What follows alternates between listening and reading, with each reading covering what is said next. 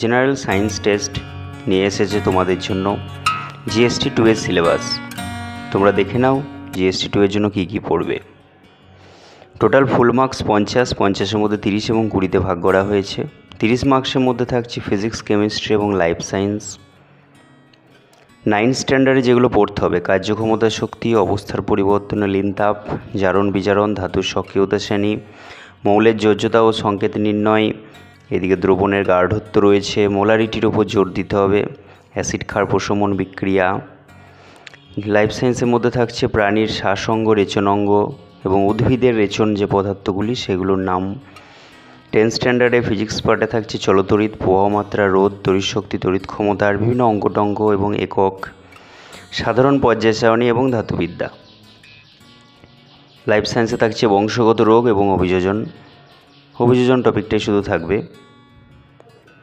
বাকি যে 20 মার্কস সেখানে 9 এবং 10 স্ট্যান্ডার্ডে যে কোনো অঙ্কই থাকতে পারে, সেটা কোনো সিলেবাস বলা হবে না। জিআই থাকছে, রিজনিং থাকছে, উপস্থিত বুদ্ধি অর্থাৎ অন দ্য স্পট তোমাকে সেগুলো মাথা খাটিয়ে করতে হবে এবং টুকটাক কিছু কোশ্চেন থাকতে পারে। এই 50 নম্বরের সিলেবাস।